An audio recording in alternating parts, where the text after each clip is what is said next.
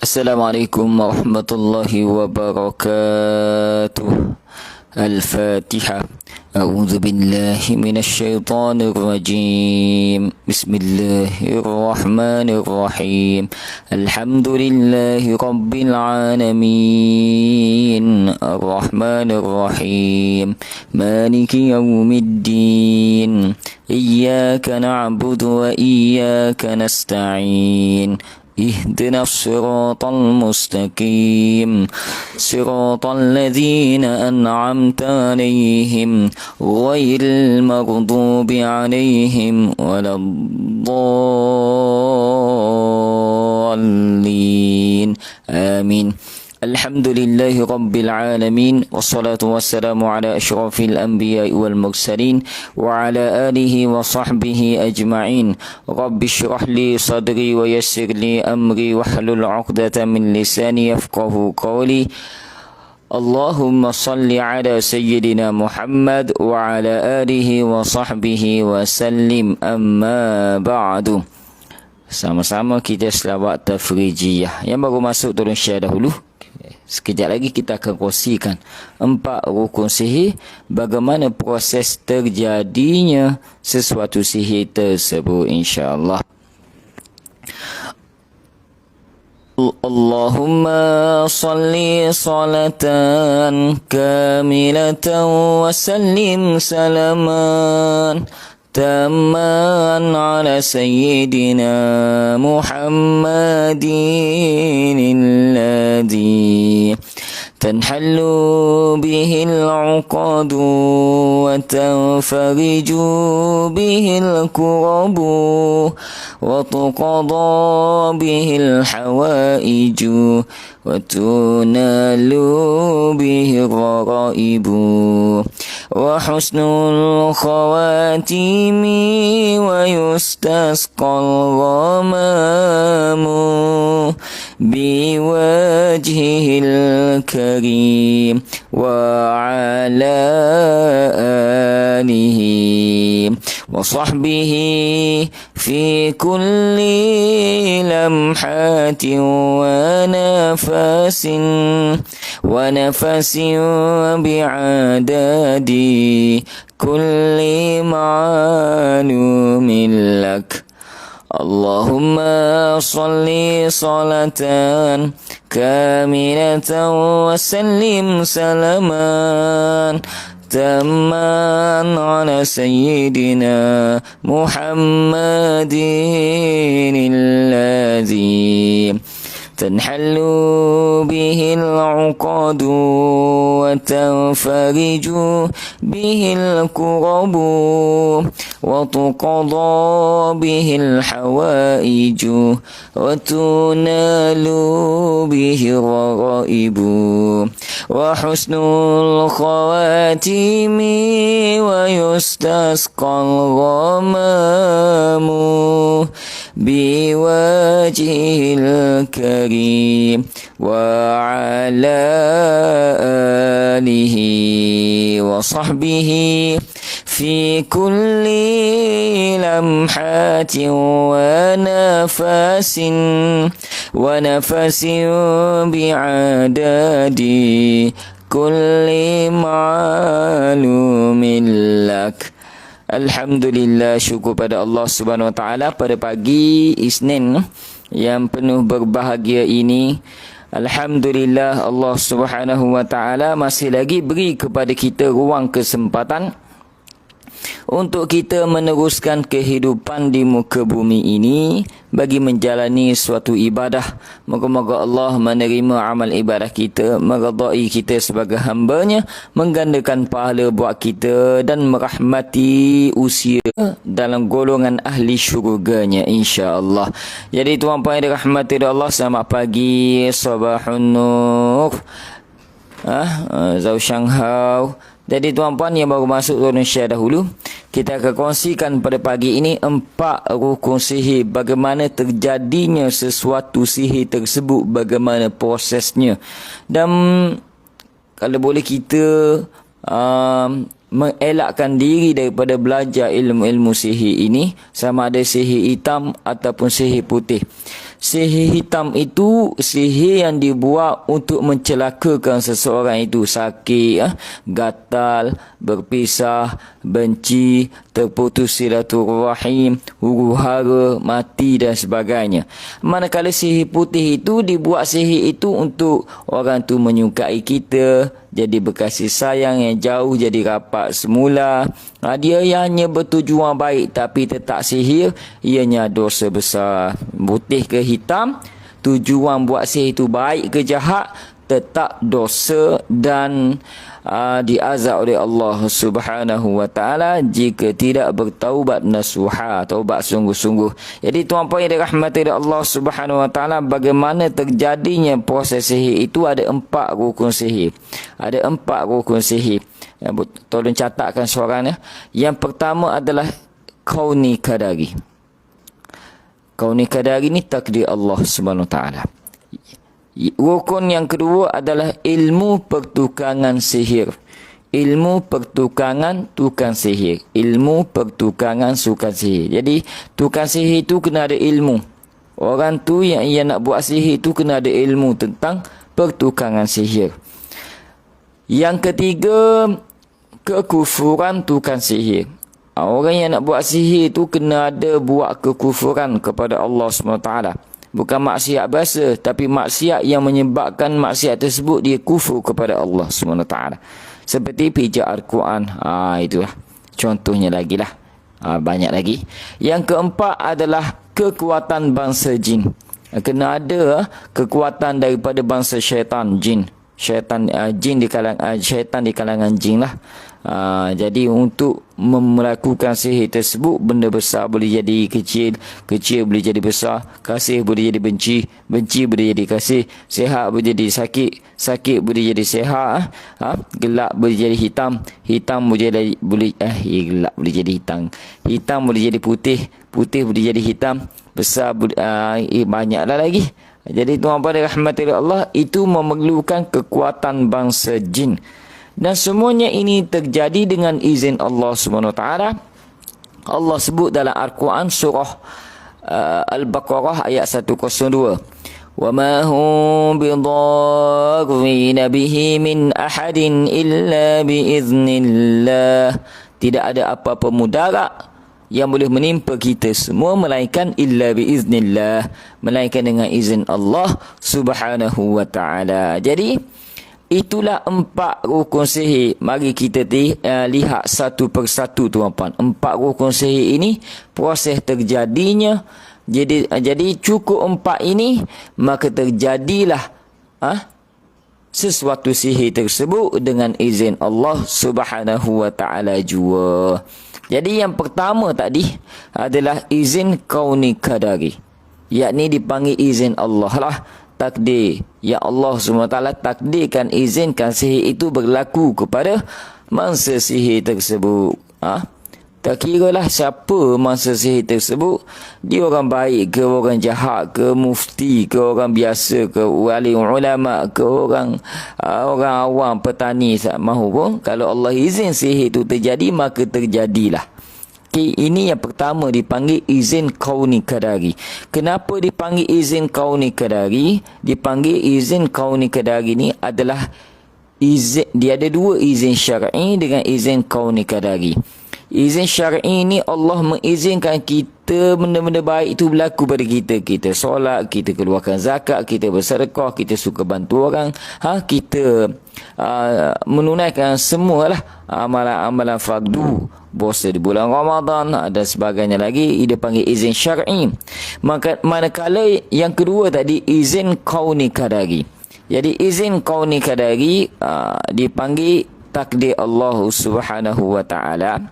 Dipanggil takdir Allah, yang mana takdir Allah izin kauni kadari, benda buruk tu berlaku pada kita walaupun kita tak suka benda tu berlaku. Sihir, kita mana suka, kita mana nak sihir tu berlaku pada kita, tapi Allah izinkan sihir tu berlaku pada kita. Bermakna Allah lah yang sebenarnya nak uji kita. Tukang sihir tu asbab saja. Perantaraan melalui syaitan jin tu asbab sahaja. Yang sebenarnya nak uji kita adalah Allah, kerana Allah mengizinkan sihir itu berlaku pada kita. Dipanggil takdir Allah, izin kauni kadari dipanggil. Takdir Allah, izin kauni kadari dipanggil. Takdir Allah, izin kauni kadari. Takdir Allah, izin kauni kadari. Okey. Yang mana izin kauni kadari ni, benda tu buruk, kita tak suka benda tu berlaku pada kita, berlaku pada kita. Allah SWT tahu benda tu buruk, sihir tu berlaku pada kita, tapi Allah izinkan benda tu berlaku pada kita. Dipanggil izin kauni kadari. Allah mentakdirkan benda buruk tu berlaku pada kita, termasuk sihir. Ini merupakan takdir Allah SWT, dipanggil izin kauni kadari. Jadi Allah lah yang sebenarnya ingin menguji kita bila kita kena sihir, bagaimana kita menghadapi sihir tersebut. Okay. Itu yang pertama. Kita kena imani yang pertama, apa-apa yang berlaku pada kita adalah dengan izin Allah. Jadi benda buruk tu berlaku pada kita dipanggil izin kauni kadari. Tu. Jadi kita tidak perlulah menyalahkan orang tu. Okey? Benci orang tu, tuduh orang tu, fitnah orang tu. Yang pasti kita dah terkena sihir ini, benda-benda buruk berlaku pada kita ini, sebenarnya Allah yang mengizinkan berlaku pada kita. Bermakna di sini Allah yang sebenarnya ingin menguji kita. Okey, faham? Allah yang menguji kita. Itu yang pertama. Berlakunya benda buruk kepada kita kerana Allah ingin menguji kita. Allah ingin melihat bagaimana kita menghadapi ujian tersebut. Termasuk sihir, gangguan jin, aksiden, jatuh longkang, benda buruk berlaku pada kita, musibah menimpa keluarga kita. Allah ingin melihat bagaimana tindakan kita menghadapi ujian tersebut. Okey. Itu dipanggil izin kauni kadari. Benda tu buruk, kita tak nak pun berlaku pada kita, dan kita tak suka benda tu berlaku pada kita, tapi berlaku juga. Itulah dipanggil takdir Allah, izin kauni kadari. Itu yang pertama. Rukun yang pertama, izin kauni kadari, takdir Allah. Yang kedua adalah ilmu pertukangan sihir. Ilmu pertukangan sihir ni, bagaimana sihir itu nak terjadi, dia memerlukan ilmu. Nak membuat sihir tersebut perlukan ilmu. Seperti ilmu apa? Ilmu mengatur huruf. Ilmu mengatur huruf, abjad ataupun huruf. Nama orang, nama dia kita pecahkan mengikut huruf Jawi. Huruf apa, sama ada huruf Jawi ataupun huruf Rumi. Dicantumkan, diletakkan atas jadi bawah, kiri jadi kanan, kanan tengah jadi belakang. Boleh buat benda tu. Nama lelaki, nama puang, bagaimana diambil nama tersebut, dipanggil ilmu abjad ataupun ilmu huruf. Tu. Di nama tu kena ada. Nak buat sihir macam mana kalau tak ada nama? Nak sihir macam mana kalau tak ada nama? Biasanya memerlukan nama. Dan nama itu ada hurufnya. Ada abjadnya. Setiap huruf itu ada merangkumi nombor-nombor tertentunya. Abjad. Itu. Jadi tuan-puan yang dirahmati oleh Allah SWT, itu ilmu huruf. Ilmu abjad dipanggil. Tu. Yang kedua, contohnya lagi dipanggil ilmu azaim. Ilmu azaim ini ilmu lafaz-lafaz seruan. Seperti kita dah dapat nama dia, kita dah dapat gambar dia. Gambar tak penting sangat sebenarnya, nama lagi. Ada nama je boleh buat sihir dah. Tak semestinya memerlukan gambar, tapi kalau ada gambar, bonus besar. Ada gambar, bonus besar. Ada rambut dia, bonus besar. Ada pakaian dia, bonus besar. Nak lagi pakaian dalam. Tu. Kita nak jemur pakaian-pakaian kita, seluar dalam kita terutamanya. Hati-hati sikit. Benda yang paling penting, bila hilang pakaian dalam kita, kena cari sampai jumpa. Tanya adik-beradik. Cari dalam laci mereka. Duduk mana? Siapa ambil? Kita jemur sini. Hilang. Tu. Kena cari tu apa. Ini benda penting. Terutama bila mereka ni yang nak buat sihir, ada benda-benda yang kita pakai. Subang, cincin, rambut kita. Termasuk darah haid kita. Kena basuh baik-baik. Tanam baik-baik pad tu dan sebagainya. Stocking kita pun boleh dibuat sihir. Sebab benda tu kita pakai, melekat pada badan kita. Kita pernah menggunakannya. Sisir rambut kita. Sebab tu sisir rambut orang zaman dulu tak bagi kongsi sisir rambut. Tak bagi. Orang nak sisir pun tak bagi pinjam. Pinjam pun tak bagi. Tu. Jadi ilmu azaim ini ilmu lafaz seru. Dah ada nama, dia boleh seru. Seru nama, kemudian seru lafaz-lafaz yang memanggil, memuja syaitan. Itu. Lalu diseru bagaimana seruan tersebut merangkumi tujuan-tujuan sihir tersebut. Nak bercerai ke, nak buat sakit ke, dia panggil lafaz azaim. Dipanggil lafaz. Kalau nak berkahwin pun ada lafaz dia, akad dia dipanggil akad. Tu saya terima nikahnya dengan mas kahwin tersebut, paling kurang lah lafaz dia. Begitu juga nak buat sihir, dia ada lafaz azaim. Termasuk ala ilmu sihir, dia ada lafaz-lafaz tertentu untuk dilafazkan. Saya tak nak lafaz lah di sini.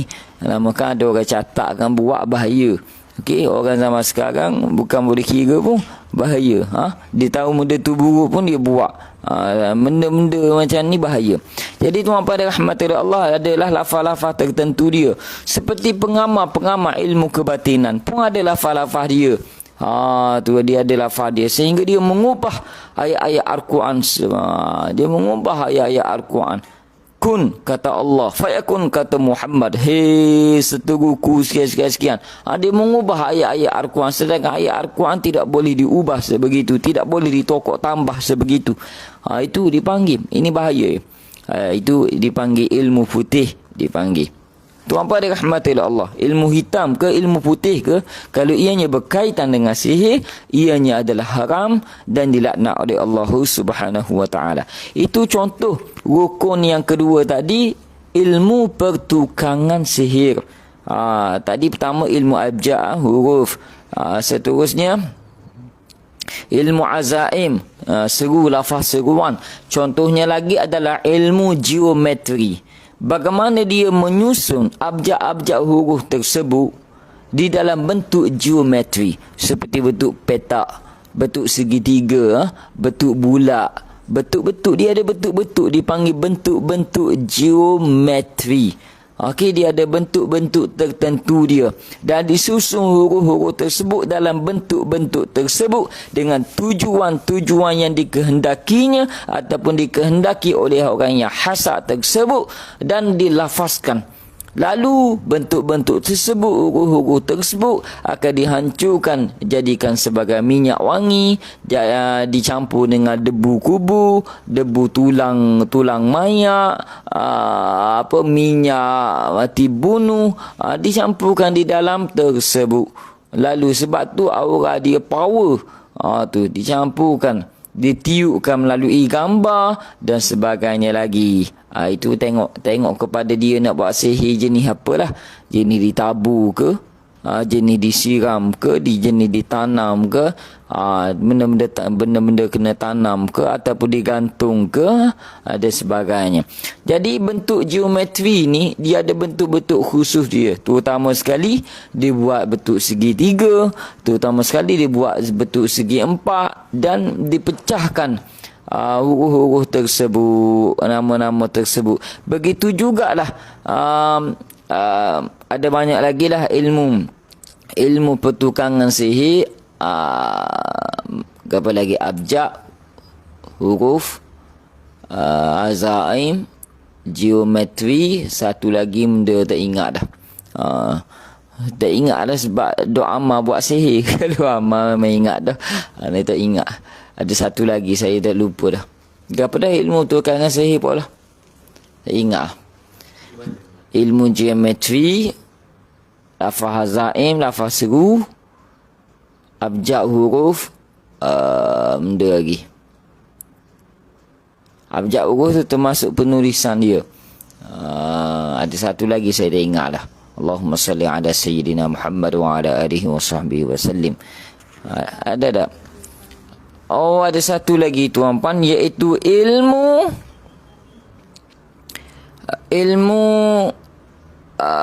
perbintangan. Ada satu lagi, iaitu dipanggil ilmu. Ilmu pertukangan sihir ni termasuk ilmu perbintangan. Ilmu perbintangan. Ilmu perbintangan. Jadi di dalam sihir ni kadang dia tengok bulan, bintang, matahari. Dia tengok waktu bulan mengambang atau tidak, waktu siang ke malam ke. Sebab ada sesetengah sihir dia aktif pagi, ada sesetengah sihir dia aktif petang. Mula waktu lepas asar tu sakit dia.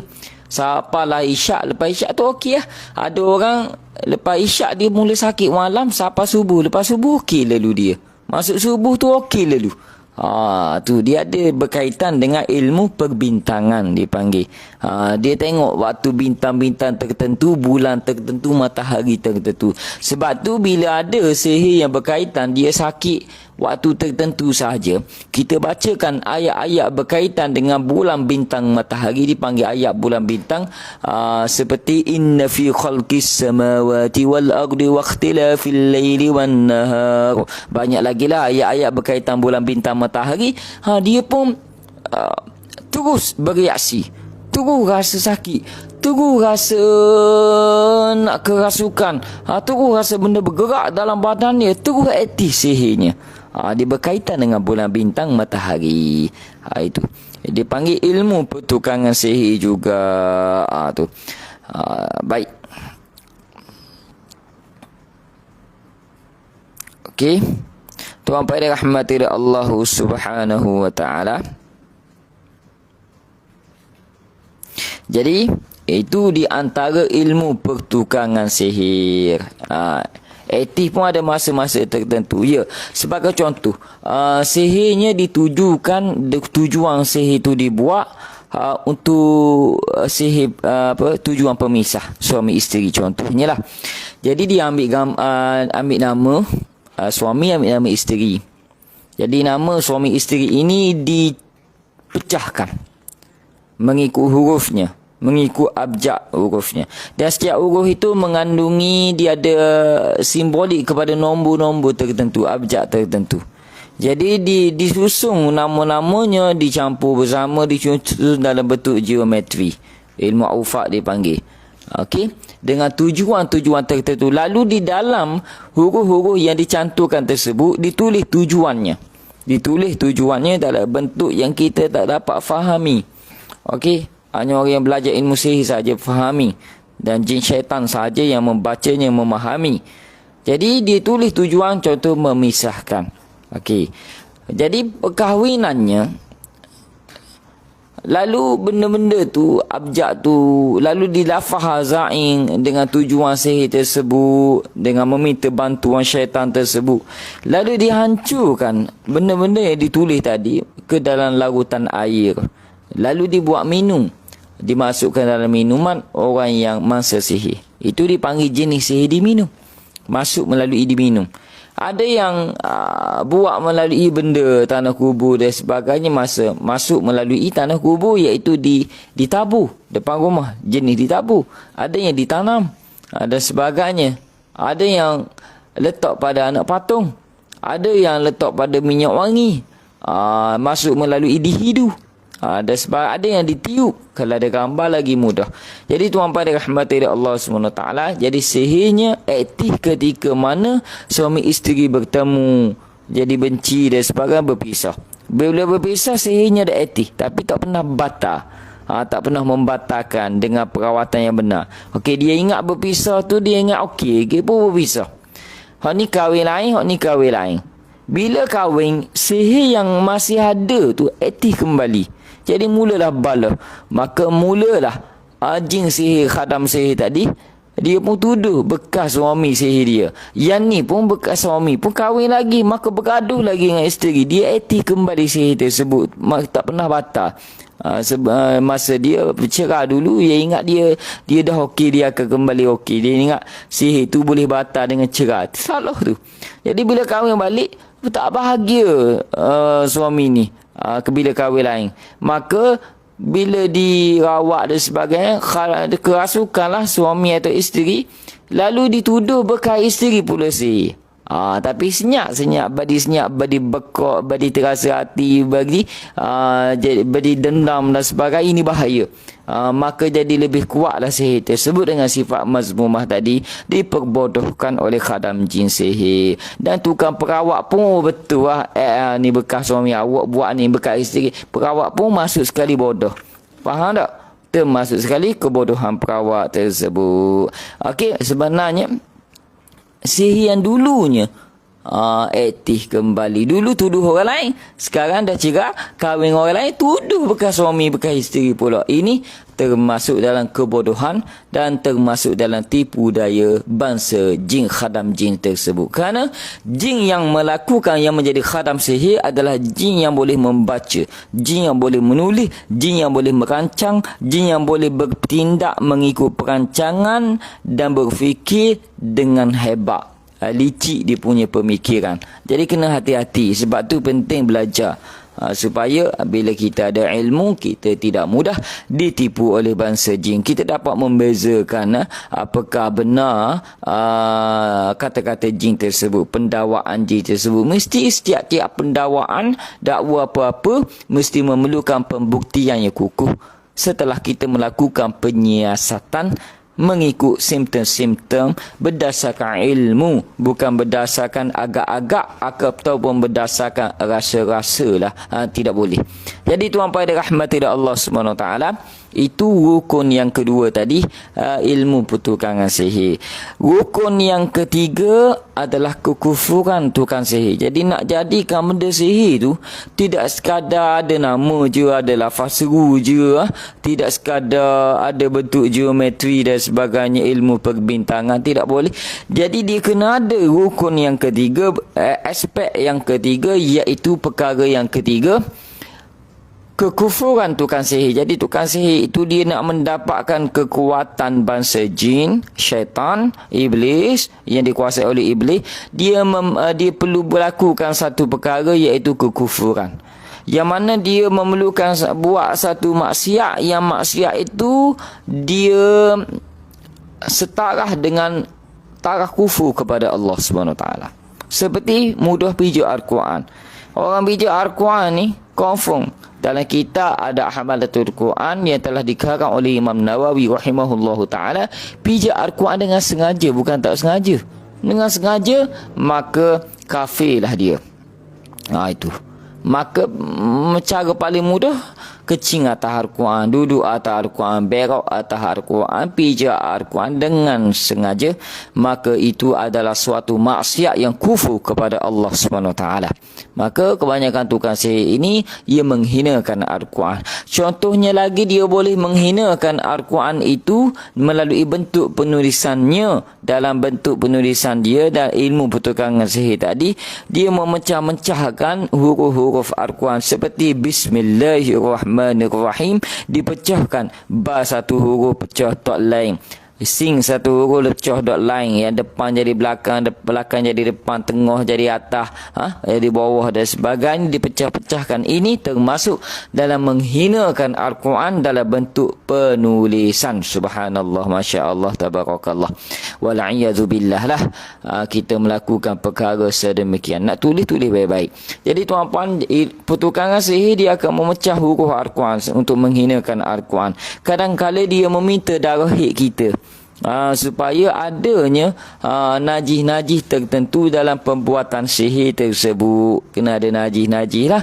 Seperti dia ada syarat dia, kena gali kubur orang yang beriman, ambil tulang kubur. Tulang kubur pula, tulang manusia tersebut lah, terutama tulang betih. Ataupun gali kubur orang yang baru meninggal dunia, ambil minyak daripada titisan dagunya. Dia boleh buat. Ini perkara yang kufur, ini perkara yang kufur. Gali menzalimi jenazah yang orang yang telah mati, dia berada dalam kubur. Ataupun mengambil tanah kubur pada kubur orang yang mati disebabkan kemalangan. Dia ada sebab-sebab, dia ada syarat-syarat tertentu. Pergi kat kubur yang kita tahu kubur tu orang mati kemalangan, ambil tanah dia, tanah kubur dia. Ini dia kena ada benda-benda najis ni, benda-benda yang tidak sepatutnya di luar adat kemanusiaan, benda ni benda hina. Tu untuk dijadikan sebagai buhul sihir, dipanggil media sihir. Benda tu akan jadi seperti piring astro yang menjadi media kepada nak sampainya sesuatu sihir itu. Tu dipanggil ada piring astro, yang mana piring astro tersebut dia ada satelit dia panggil ada line dia tak, apa panggil piring astro. Lepas tu bagaimana dia menerima signal tak? Signal dia tu dipanggil kekuatan bangsa jin. Jadi kekuatan bangsa jin dia menggunakan perantaraan buhu sihir tersebut. Benda-benda tu kena didapati. Sebab tu nak buat sihir ni bukan murah, mahal bayarannya. Kerana penyediaan tertentu oleh bomoh tersebut. Jadi antaranya lagi dia minta darah haid kita. Kadang dia minta kita berzina dengan dia untuk diambil air mani tersebut. Kadang dia mengambil darah hasil daripada liwat pada punggung. Darah tersebut ini semua menghinakan. Kadang air mani tu ada pula air mani zina. Itu maksiat. Air mani sumber mahram. Lagi kuat sihirnya. Air mani dengan ibu dengan anak dengan ayah. Itu lagi kuat. Air mani sumber mahram lagi kuat, lagi besar najis yang dekat dengan kekufuran kepada Allah, maka lagi kuat pengaruh sihirnya, kerana lagi kuatlah bangsa jin syaitan yang datang kepadanya. Ini bahaya. Piring astro sebagai contoh tadi. Jadi nak mudah faham tuan-puan. Jadi sebab kita tak pernah buat sihir, tuan-puan pun tak mungkin tak pernah buat sihir, bagaimana terjadinya sihir. Begitulah untuk mudah faham. Jadi tuan-puan dirahmati Allah SWT. Itulah kekufuran tukang sihir. Jadi tukang sihir ni automatik dia kafir. Automatik walaupun dia nama Islam, IC Islam, bila dia melakukan upacara sihir, pembuatan sihir, automatik dia telah termasuk dalam golongan kafir. Kufur besar dia kepada Allah SWT, jenayah besar yang dia lakukan kepada Allah SWT dan kepada orang lain. Jadi tuan-puan ni rahmati Allah, orang yang terlibat dalam, bagaimana orang yang terlibat sihir, orang yang suruh membuat sihir dan sebagainya, terlibat sama kufur dia kepada Allah SWT, wajib bertaubat nasuha. Jenayah yang besar, jenayah yang besar, kerana perbuatan sihir ini adalah termasuk dalam perbuatan syirik kepada Allah SWT. Kerana ini perbuatan syirik, kerana memohon kekuatan daripada makhluk lain selain daripada Allah SWT. Tu. Jadi yang keempat, rukun sihir, bagaimana terjadinya rukun sihir setelah bomoh tersebut melakukan kekufuran, dan setelah orang yang suruh bomoh tu buat sihir juga mengakui, meyakini, menerima syarat-syarat yang telah ditetapkan oleh bomoh, dia termasuk sekali kufur. Maka setelah kekufuran ini berlaku, maka iblis akan menghantarlah pegawai-pegawai dia kepada bomoh tersebut untuk menjadi khadam sihir kepada bomoh tersebut. Ikut suruh bomoh tu suruh apa, khadam sihir itu akan buat. Itulah jin, kekuatan bangsa jin. Jadi itulah rukun yang keempat, dipanggil kekuatan bangsa jin. Itulah yang akan menyebabkan bangsa jin tersebut membaca buku melalui penulisan bomoh tadi yang telah dilarutkan dalam air, yang telah dilarutkan menjadi minyak, dilarutkan ke dalam, dicampurkan dengan tanah kubur, patung dan sebagainya. Itu hanya media sahaja. Dan kekuatan bangsa jin lah yang menyebabkan suami isteri berpisah. Kekuatan bangsa jin yang menyebabkan manusia tersebut sakit, sehingga pergi hospital tak ada penyakit tapi dia sakit. Bila diruqyah mula kerasukan. Itu kerasukan simptom sihir. Itulah yang menyebabkan sakitnya adanya kekuatan bangsa jin tadi. Orang lain nampak muka isteri putih je, dia nampak muka isteri hitam, lebih hitam daripada patak kuali. Ini masalah. Tuan-tuan rahmatullah Allah, ini masalah. Sedangkan isteri putih, orang lain tengok putih cantiknya, dia tengok gelapnya, cantik kuali lagi daripada muka isteri dia. Ini masalahnya. Tengok muka isteri rasa nak lempang. Bukan lempang dengan tangan, lempang dengan kaki tu. Rasa geram aku. Padahal tak ada silap pun isteri tu.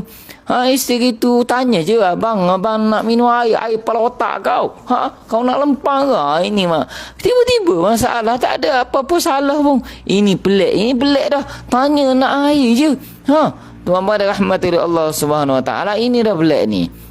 Jadi kena rawak bila kita tengok suami kita pelik gitu, kena cepat-cepat rawak. Macam mana bincang dengan ibu ayahnya.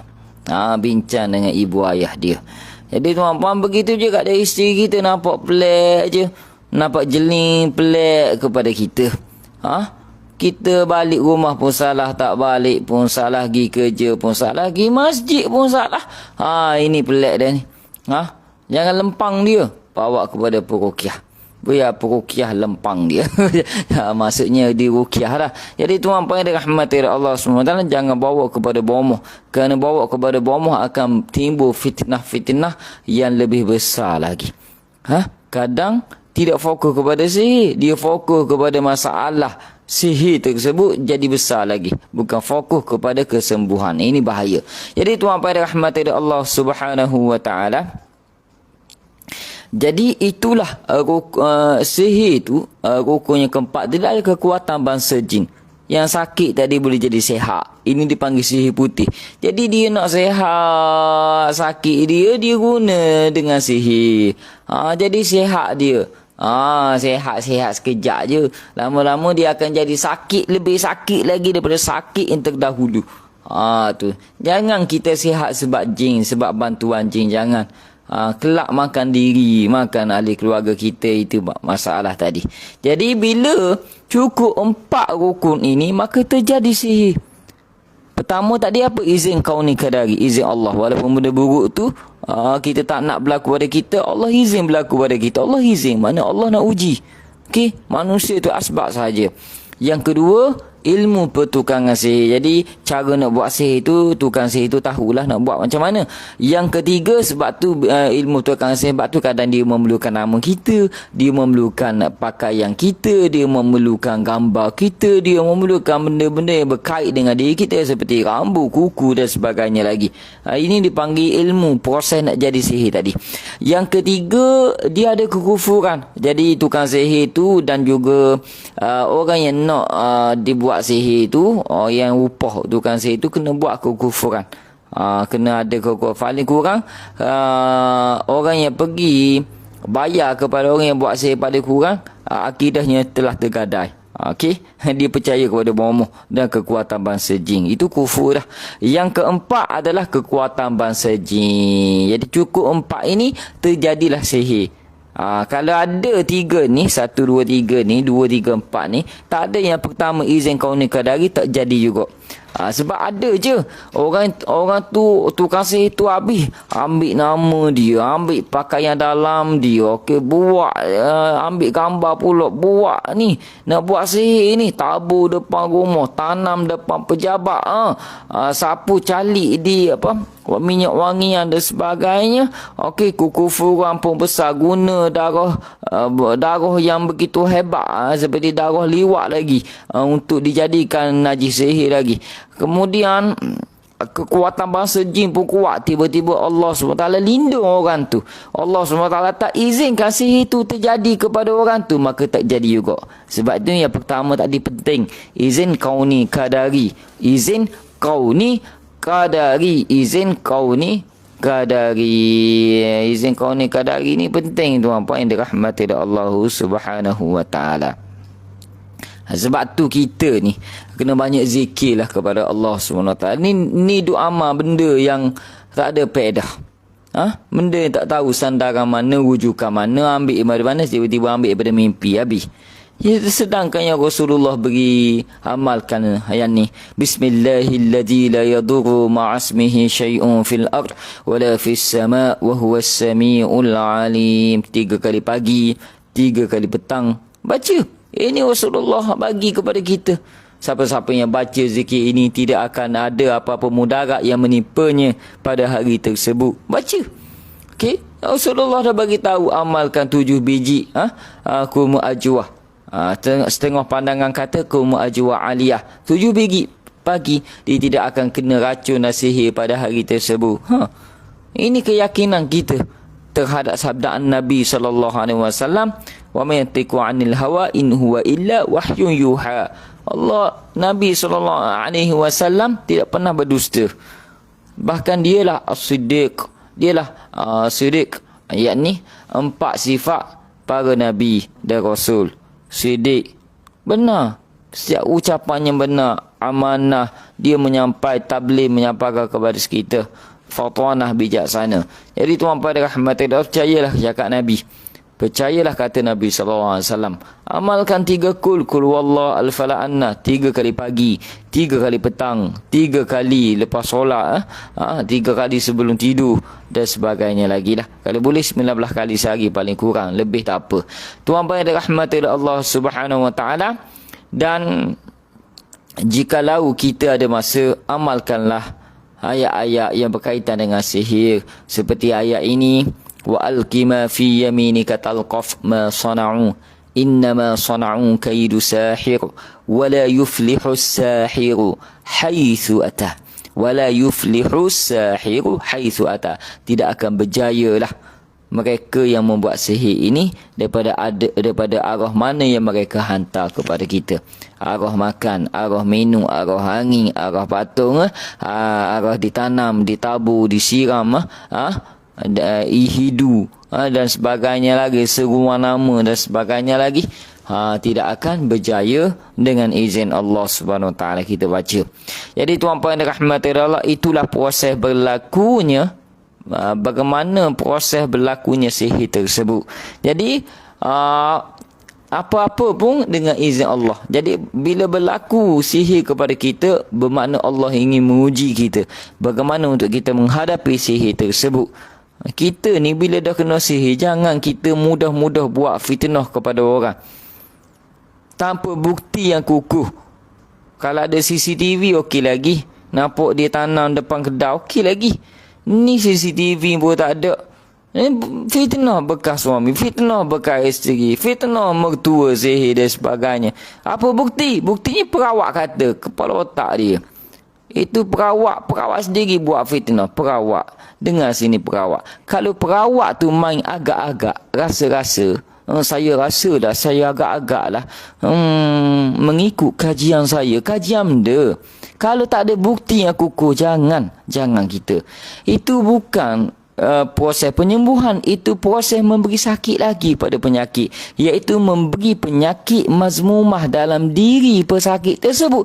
Tak sembuh pun dia, bahkan lebih teruk lagi, bahkan perawat tersebut membantu pula syaitan untuk menguasai jiwa pesakit itu. Ini masalah. Masya Allah. Masalah. Okey, ini lebih menambahkan masalah kepada pesakit tersebut. Sebab tu penting perawat kena ada tauliah. Perawat aku kena belajar, bukan masuk kursus 2 hari boleh jadi perawat. Ini ada benda yang tak kena. Masuk kursus 2 hari boleh jadi perawat. Ini ada benda, saya bayar mahal Ustaz, 2 hari 1,000 saya bayar. Itu bukan bayar mahal atau murah, itu bukan persoalannya. Persoalannya ilmu apa yang kamu belajar? Bagaimana praktikal kamu? Rujukan kitab kamu apa? Dan guru kamu, bagaimana guru kamu melatih kamu untuk menghadapi jin tersebut? Oh, saya belajar online je. Online je 2 hari dia boleh menjadi perawat. Impossible. Bagaimana bacaan kamu? Sanad ijazah yang kamu ambil daripada siapa? Taktil bacaan kamu. Bagaimana hukum pembacaan ruqyah kamu? Bagaimana penghayatan tadabbur kamu setiap ayat yang kamu baca, dan dalam meletakkan niat pada setiap ayat yang kamu baca pula, supaya mendapat rahmat Allah SWT. Dan setiap amalan yang tidak di hadapannya didahului oleh dengan ilmu tertolak. Itu kata Nabi SAW, i'malu mawdud wa la yuqbalu minhu. Setiap amal yang tidak disertai, didahului oleh ilmu, tanpa didahului oleh ilmu yang sahih lah, maka tertolak dan tidak diterima oleh Allah SWT. Ini perlu kita tu pelajari. Saya belajar bertahun-tahun baru boleh jadi perawat. Bertahun-tahun. Itu. Daripada sekolah menengah lagi kita belajar. Tapi kita tak merawat. Belajar dengan guru ni, masuk persatuan ni, masuk tim ni. Sehingga jumpa jugalah sesak sekali-sekala. Pelik. Masuk. Sampailah sekarang masih lagi belajar. Itu pun setelah kita dah ada tauliah kelayakan, barulah kita uak-uakan pada seluruh masyarakat awam. Tuan pada rahmat Allah. Jadi yang belajar 2 hari, 3 hari dalam kursus, dalam online kursus, dah boleh jadi perawat. Ini ada something yang tidak kena sebenarnya. Kita perlu menilai dengan ilmu yang baik. Kadang kitab pun tak ada. Kitab tak ada. Ada pun nota gitu-gitu je. Kitab penting, rujukan kitab penting. Siapa guru kamu pun penting. Guru kamu belajar guru mana pun penting. Apa rujukan kamu pun itu penting. Dan pengalaman ini perlu kita perlu ambil pengalaman, tapi kita perlu ada orang panggil guru yang sentiasa memerhati kita, yang sentiasa guide kita. Bagaimana kalau hadapi kes macam ni, macam mana nak hadapi. Kalau jin ni kata gini, macam mana kita nak hadapi. Kalau kita tidak ada guide, guru yang guide kita, mudahlah kita ditipu oleh tipu daya jin. Dalam rujukan kita tak ada. Dalam belajar online je. Ini masalah. Maka kita kena belajar, paling kurang pun kena ada rujukan berkitab yang perlu kita rujuk. Dan guru yang guide kita dalam menghadapi jin, serangan-serangan jin, kerasukan-kerasukan yang berlaku dan jenis-jenis gangguan, supaya kita tidak mudah tertipu, insya-Allah. Jadi tuan pada rahmat Allah Subhanahu taala, ada soalan ke? Kita buka soalan 10 minit kalau ada, insya-Allah.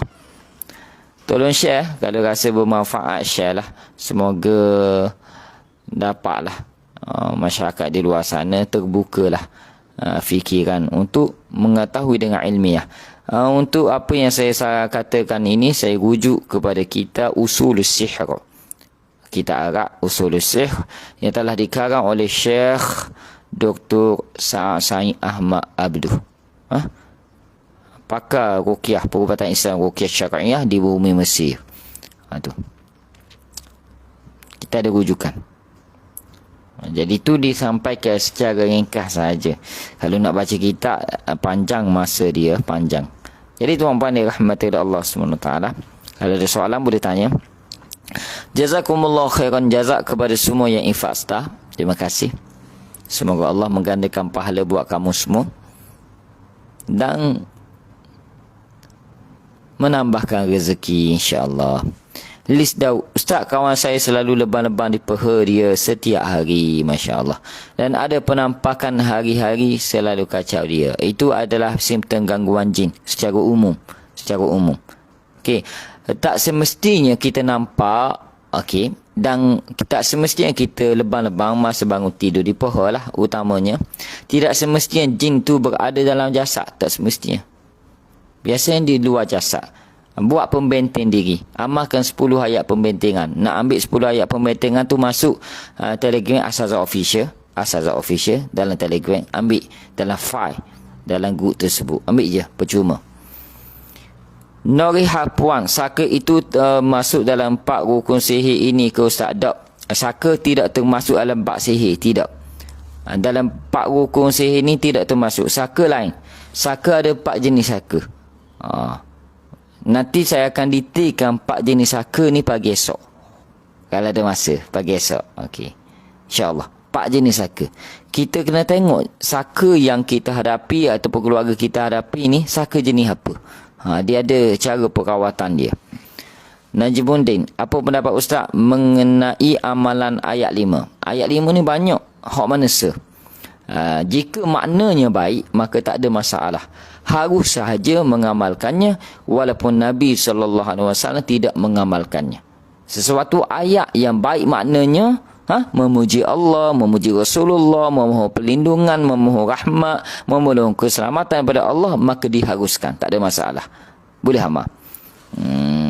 Ulang ustaz nama grup tele. Nama grup tele kan Asazah Official. Asazah Official. Muhammad Waqif. Ustaz Jin boleh tahu tak bila kita cakap dalam hati? Tak boleh. Tak boleh tahu. Tak boleh tahu. Jin, ya, apa-apa yang kita niat itu adalah perkara gaib. Dan jin tidak mengetahui perkara gaib. Melainkan kalau kita ucapkan, dia tahu. Sebab dia dengar. Melainkan kalau dia yang hadirkan prasangka tu, niat dalam hati tu, maka kita menjadi terdetik niat. Maka dia tahu sebab dia yang tiupkan niat tu. Itu berbeza. Dia tak tahu. Sebab tu niat hebat. Kita niat nak buat baik, Allah Maha mengetahui, kita boleh pahala dah walaupun kita tak buat baik. Tu. Tapi kalau kita buat, berganda pahala. Sihir bercerai pada isteri yang lama bila berkahwin baru bercerai juga. Kahwin baru bercerai juga. Nampak? Maksudnya sihir bercerai tu umur lah ya ustaz. Sihir bercerai tu dipanggil dia bercerai tu tujuan sihir. Dia masuk melalui apa? Makan ke, minum ke, sirang ke, tabur ke, tu belum pasti lagi. Kahwin je cerai. Asalkan berkahwin bukan khas pada nama suami atau isteri. Ya. Asalkan dia kahwin bercerai. Kahwin bercerai. Itu masalah dia. Kena cek. Dia sendiri yang kena dirawat. Dia bercerai, dia bukan penyelesaian terbaik. Tidak. Orang yang pernah kena sihir, dia fikir dia bercerai, dia akan okey. Salah. Dia kena rawat dahulu. Batalkan sihirnya dahulu. Okey? Kebiasaan bila batal sihir tak jadi cerai. Okey? Bahkan kahwin lain pula. Bukan kahwin lain, tambah bini pula. Ada yang ikir macam tu. Tak jadi bercerai tapi jadi tambah bini. Itu. Tapi okey lah, dia jadi baik dan sebagainya. Itu batal dulu sihir. Kalau dia tak batal, dia cerai, okey, sihirnya tak aktif, dia rasa okey, dia rasa sihat. Kahwin, bermasalah pula dengan pasangan baru. Mulalah jin sihir tu buat fitnah macam-macam. Mertua sihir lah, bekas mertua lah, bekas suami lah, bekas isteri lah. Kita tak pergi tanya direct dia, kita buat senyap gitu. Kita jadi tak berani nak pergi tanya. Kita tak berani nak berdepan, tapi kita tuduh dia tanpa bukti yang kukuh. Itu satu dosa ya. Tu bahkan tak selesai masalah. Shima Syamimi. Simptom gangguan suami isteri yang ustaz bagi tadi tu menunjukkan sihir tu dah lama ke baru lagi terjadi.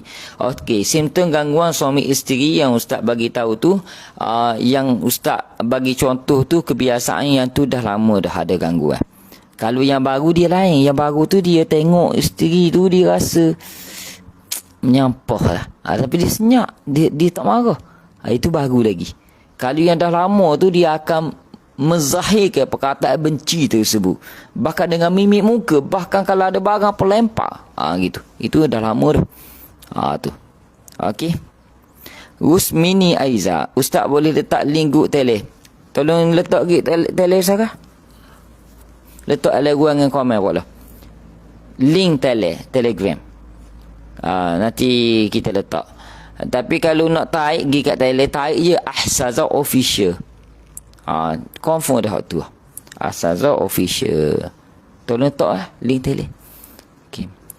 Ada soalan lagi boleh tanya.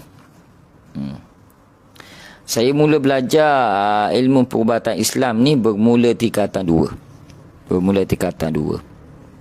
Sekarang umur saya 30 tahun. On the way 31 lah. Okay. Saya mula merawat secara dok langsung. Saya mula merawat lah secara dok langsung lah. Secara dok langsung 3 tepak. Secara dok langsung. Itu merawat sayang-sayang je.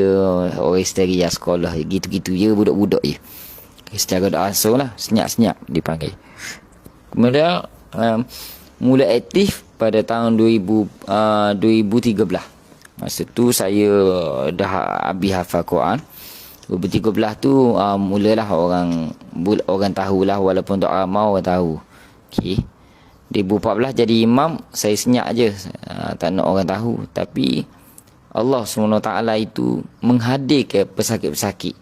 Tiba-tiba orang berhenti, musafir berhenti cari kita. Cari tu imam. Betul lah molek saya tugas. Bapa anak menangis dalam musafir cari. Tiba-tiba orang histeria datang ke masjid. Tiba-tiba masa tu orang tengok, orang mula tahu tak tahu. PKP pula. Saya pun boring. tak dapat nak pergi masjid, masjid tutup kita pun buat perkongsian ruqyah syariah pada start mari itulah start PKP itulah mula ramai yang tahu. Itu je lah. Tapi masih lagi belajar dan kita pun ada tauliah lah dalam perubatan Islam, insya-Allah. Rusmini Aizah, mak ustaz tanya bab saka. Ustaz, leluhur ni saka lah. Ni saka juga ke? Leluhur tu bahasa Indonesia, saka tu bahasa Malaysia. Faham tak? Leluhur dengan saka tu sama je. Makna sama je. Okey. Loh. Bukan atas link dah. Asal official. Tele tu atas link. Okey.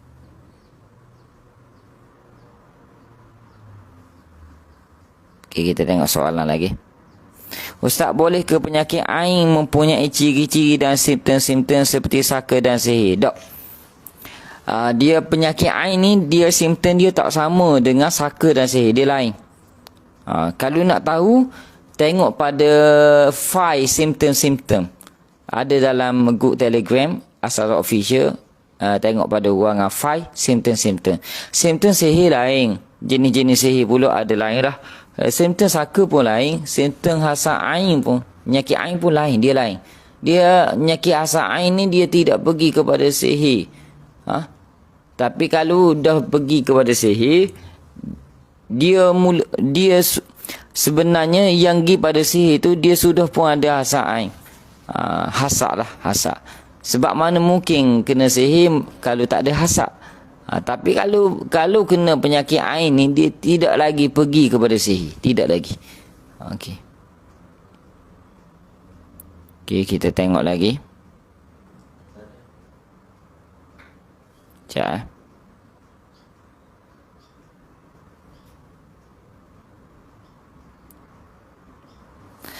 Ahmad Rajai. Macam mana kenal ciri-ciri seseorang yang berdamping dengan makhluk halus bunian? Mudah je. Yang berdamping bunian ni kebanyakannya dia taklah koksi sangat, tapi elokkan berdamping dengan bangsa jin, elokkan. Okey. Sebab tidak ada ayat dalam Al-Quran ataupun hadis Nabi SAW supaya kita ni berkawan dengan jin, berdampingan dengan jin. Tak ada. Bahkan ada ayat yang melarang, surah Al-Jin ayat ke-6. Wa annahu kana rijalun minal insi ya'udhuna birijalin minal jin fazaduhum rahaqa. Ayat ini melarang kita berkawan dengan jin, memohon perlindungan, pertolongan daripada bangsa jin. Jadi apa faedah kita berkawan dengan bunian? Pasti ada tujuan yang lain. Pasti kita berkawan dengan benda tak nampak, ataupun kita seorang je nampak, orang lain tak nampak, kita telah melanggar fitrah manusia kita.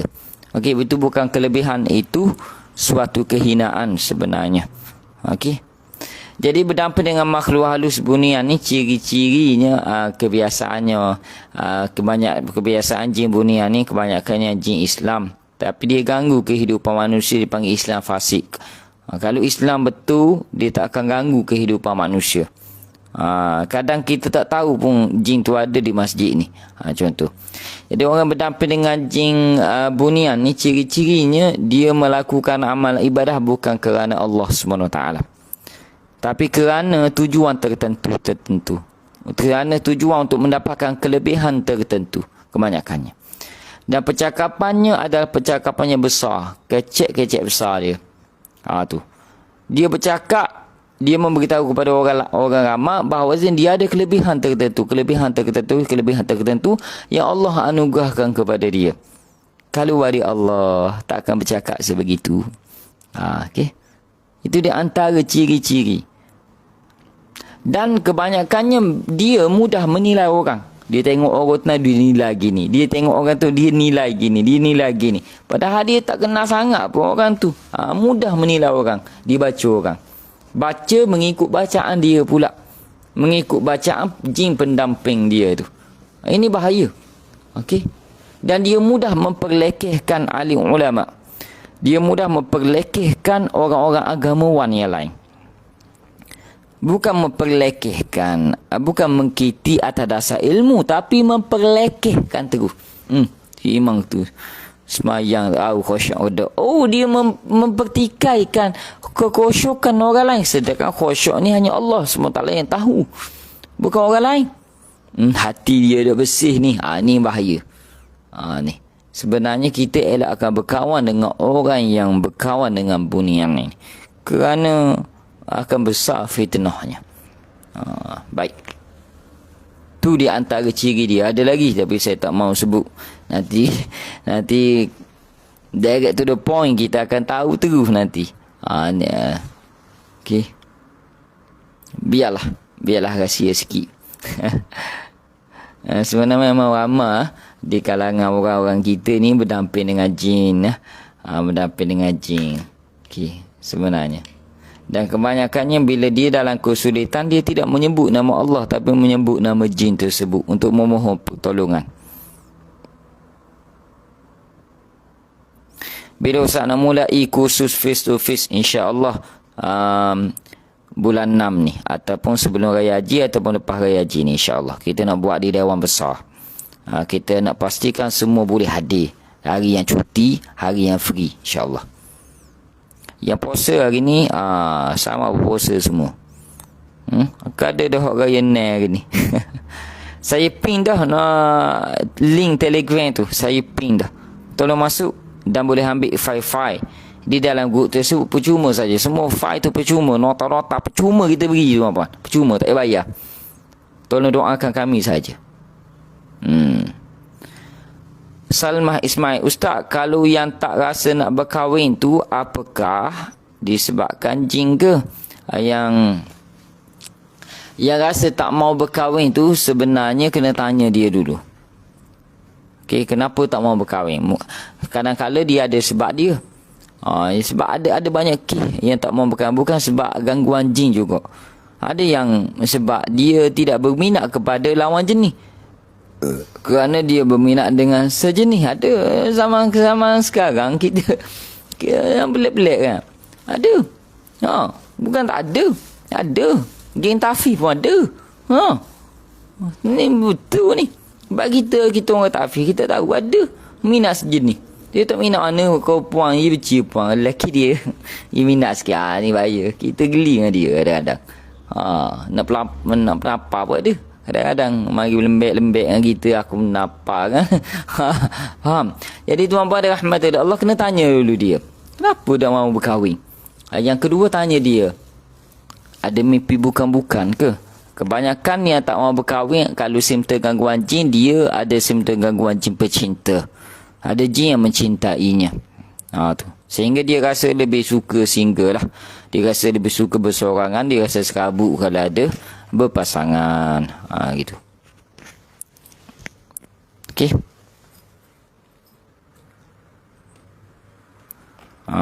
Terima kasih Zak sudah bergabung Telegram. Masya-Allah.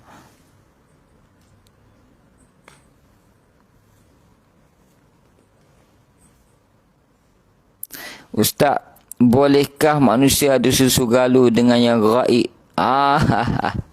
Tak ada. Manusia susu galuh manusia. Tidak ada susu galuh manusia tu daripada keturunan jin. Tak ada. Tak ada dalam sejarah. Tak ada, tuan-tuan. Okey. Kalau ada pun jin pendamping je. Jin pendamping tu saka tu ngaku ini keturunan aku. Salah. Bila masanya, kalau kita tanya balik jin tu, bila masanya kamu mengandung dia? Bila masanya?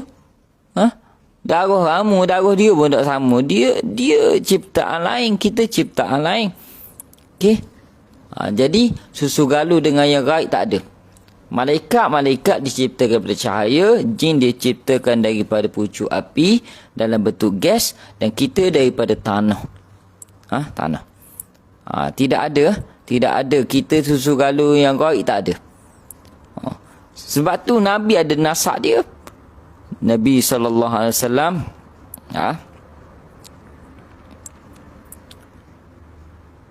Muhammad bin Abdullah bin Abdul Muttalib bin siapa-siapa. Mana ada susu galuh gaib. Begitu juga kita. Kalau kita tengok susunan susu galuh, kita tanda tak ada yang gaib, tuan-tuan. Tak ada. Kita susu galu manusia lah. Tidak ada. Yang kata ada tu sebagainya, kebanyakan tu ada jin pendamping. Itu di antara ciri-ciri mereka yang ada jin khalam, jin pendamping. Ini. Tidak boleh ya? Tak ada. Lalu dia kata, saya ada kelebihan ni sebab keturunan saya ada campuran keturunan daripada jin itu mengarut. Tidak. Bahkan tidak ada dalil daripada Al-Quran dan tidak ada dalil daripada satu hadis pun yang menyatakan ada manusia dengan jin yang bercampur lahir hasil gabungan jin manusia. Kalau ada jumpa satu hadis tu, saya bagi 1000. Saya berani. Siapa ada jumpa hadis, pastikan hadis sahih, bukan hadis palsu lah. Hadis sahih, datang kepada saya, wujudkan dia sekali. Ada itu, saya bagi 1000. 1000 saya bagi. Saya mampu bagi 1000. Tak ada masalah. Saya mampu. Separuh gaji. Baiknya. Saya bagi. Saya bagi 1000. Kalau jumpa hadis. Hadis sahih lah. Jangan hadis palsu. Kita akan cek. Hadis tersebut. Kalau ada. Sebab dalam mana-mana kita tak ada. Bahkan ada ulama mengatakan tidak ada hadis. Tidak ada dalil berkenaan campuran manusia dan jin tu. Orang kata Siti Balqis adalah campur daripada jin manusia. Tak ada dalil pun. Itu hanya hikayat sahaja. Tidak ada. Puteri Balqis bukan daripada campuran jin dan manusia. Tidak. Tuan-tuan rahmati Allah Subhanahu wa ta'ala. Ramai yang klaim kahwin dengan bunian. Okey. Dari segi perkahwinan dengan bunian, ulama ada khilaf, betul. Tapi adakah perkahwinan itu sah? Tak sah. Dari segi perkahwinan manusia dengan jin, ulama ada khilaf. Yang tu ada khilaf. Sebab ada kes berkahwin, betul. Tapi adakah perkahwinan itu sah? Tak sah. Sebab mana saksinya? Mana walinya? Mana akadnya? Mana mahkahwinnya? Okey. Mana suaminya? Mana isterinya? Nampak pun tak? Okey. Tapi dari segi perkahwinan, ulama ada bersetuju, ada yang berkahwin tapi tidak sah. Tapi adakah perkahwinan jin dan manusia ini akan melahirkan zuriat? Yang ni ijma' alim ulama tidak ada. Tidak ada. Ijma' alim ulama bersepakat ni yang tidak ada. Tidak ada zuriat antara perkahwinan persetubuhan jin manusia. Adakah persetubuhan jin dan manusia itu berlaku? Berlaku. Sebab ada disebut dalam kitab ihtilam. Ada. Jadi ada buktinya. Ada wanita yang tidur seperti dirogu. Dan dia bangun, dia rasa sakit pada kemaluannya. Betul, dia dirogu oleh jin. Ada. Persetubuhan manusia dan jin boleh berlaku. Sepakat ahli ulama boleh berlaku. Itu gangguan. Tetapi adakah melahirkan zuriat? Tidak. Sepakat ahli ulama? Tidak. Adakah ada perkahwinan berlaku antara jin manusia? Itu khilaf ahli ulama. Tapi adakah perkahwinan itu sah? Tidak sah. Faham? Di situ kena faham. Jadi yang mengaku boleh berkahwin, cuba tanya dia, berkahwin ke benda? Siapa saksimu? Bagaimana nak muakad nikah? Kira rukun nikah kan ada 5. Tu. Paman isterimu nampak tak? Kan kita nak kahwin kan kena nampak isteri. Kena lihat isteri. Lama-lama hak duduk dalam kelambu tudung tu tengok lelaki. Habis. Kena tengok. Kena pastikan benar-benar wanita. Benar-benar lelaki. Lelaki yang dikahwini. Betul atau tidak. Dari segi nama, dari segi fizikal. Ni nampak pun tak? Adakah kira berzina? Ya. Itu kira persetubuhan, itu kira berzina dengan bangsa jin. Okey. Adakah berdosa? Orang yang diganggu tidak berdosa. Dia ujian bagi dia. Adakah berdosa pada bangsa jin? Oh ya, berdosa pada jin yang mengganggunya. Dan diazab oleh Allah Subhanahu wa ta'ala. فَأَزَلَّهُمَا الشَّيْطَانُ عَنْهَا. Disebut dalam surah Al-Baqarah. Tentang hubungan jin dan manusia ini ada dalilnya, ada 3 dalil dalam Al-Quran. Hubungan manusia dengan jin ini tidak akan ada zuriat, tidak akan ada ketenangan, tidak akan ada kasih sayang. 3 ni Allah SWT beritahu dalam Al-Quran dan disebut dalam kitab Ihtilam karangan Syekh Dr. Sa'ad Said Ahmad Abduh. Saya dah bagi dah. Saya dah bagi dah rujukan dia. Ustaz, biarlah saya percaya lagi dengan perkara-perkara karut berkenaan jin. Orang yang mudah percaya dengan benda-benda gini, bila kita lihat dia ini tidak rapat sangat dengan masjid dan tidak ada sangat dalam kuliah-kuliah agama oleh pengkuliah yang bertauliah. Tapi dia pergi cari kuliah dia sendiri di dalam hutan, di tempat-tempat rumah tertentu, dengan guru yang tidak bertauliah, guru yang tak tahu pakar-kepakaran macam mana dan sebagainya, tak tahu akidahnya macam mana dan sebagainya. Itu kebanyakannya orang yang mudah percaya dengan karut-marut tersebut. Kebanyakan, cuba perhati, tak lekat masjid. Orang main-main dengan jin ni tak mudah dia lekat masjid, tak mudah. Impossible dia mudah dekat dengan masjid, mustahil. Orang yang ada jin pendamping ni, yang main dengan jin, khadam-khadam jin, dia 5 waktu pun payah nak nampak di masjid. Memang susah sangat-sangat. Hari raya usah kira lah. Jumaat usah kira, dia gila Jumaat ke apa. Tapi 5 waktu berjamaah di masjid ni amat-amat susah. Walaupun rumah tepi masjid. Betul ni tuan-tuan. Kalau dia maya berjemaah dengan isteri, buktikan. Cuba tengok hari raya maya nak berjemaah dengan isteri. Cuba tengok masa kita balik ramai-ramai di rumah. Mudah je benda ni. Tuan-tuan rahmati Allah semua, dia tidak akan mudah untuk melakukan perkara-perkara yang telah pun sahih jelas disunahkan oleh Rasulullah. Dia akan membencinya, dia akan berat melakukannya. Itu. Kerana bangsa jin, orang yang ada khadam jin, dia akan bersifat seperti perangai jin juga. Itu. Jadi tuan-tuan rahmati Allah, lama-lama kalau saya dedah ke belakang ni, ramailah ada khadam jin akan bermusuh dengan saya. Begitulah orang yang merawat, yang ada khadam jin, dia akan mudah untuk menuduh, buat tuduhan ni, tanpa bukti yang kukuh. Tanpa bukti yang kukuh. Bahkan kalau kita dengar Al-Quran yang dibaca olehnya, banyak salah dari segi tajwid, banyak salah dari segi tajwid. Bahkan kita dengar macam orang tak pernah baca Quran je, dia punya selok-belok bacaannya. Ini. Macam mana orang yang jauh dari Al-Quran nak memohon kepada Allah Subhanahu Wa Taala supaya disembuhkan orang yang ada penyakit gangguan jin? Macam mana dia nak menghadapi orang yang ada gangguan jin sedang jiwanya tidak ada penyembuhan yang terhebat? Asbab yang terhebat itulah Al-Quran. Wa nunazzilu minal Quran ma huwa shifa' wa rahmatul lil mu'minin. Allah dah janji Al-Quran sebagai penyembuh, melainkan dia ada khadam jin yang sebagai pembantunya. Nanti kita akan bongkar ciri-ciri penuh orang yang ada khadam jin, insya-Allah nanti. Dan ciri-ciri penuh orang yang merawat yang salah dari segi syariat dan juga etika sebagai perawat, insya-Allah. Saya first time join live Ustaz hari ni, banyak ilmu dapat. Terima kasih join.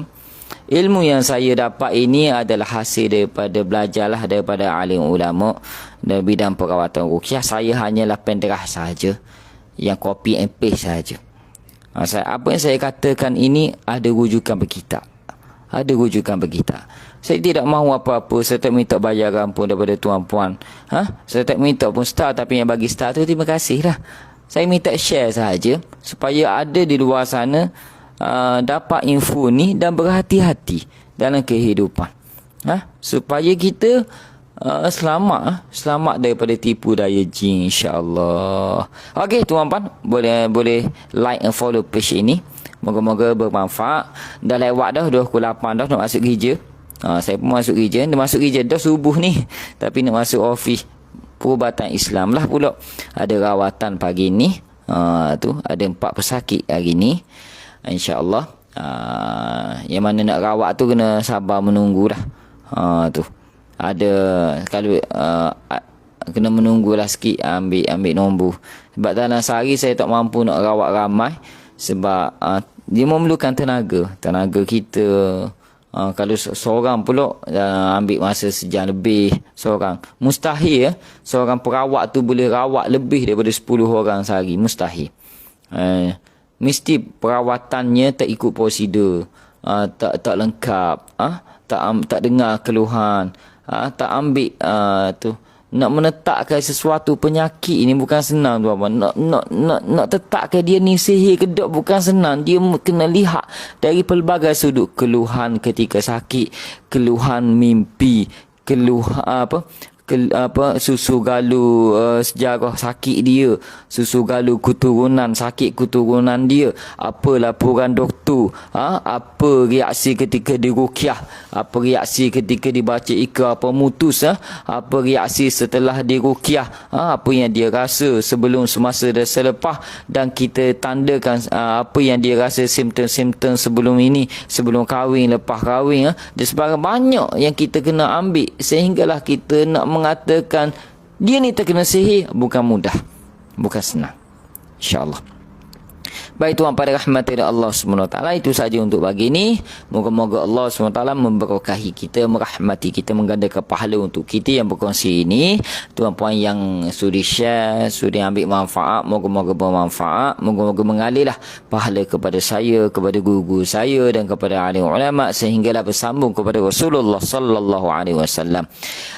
Barakallahu fikum, wabillahi taufiq wal hidayah. Wassalamualaikum warahmatullahi wabarakatuh. Ahadun ahad, Allahu akbar.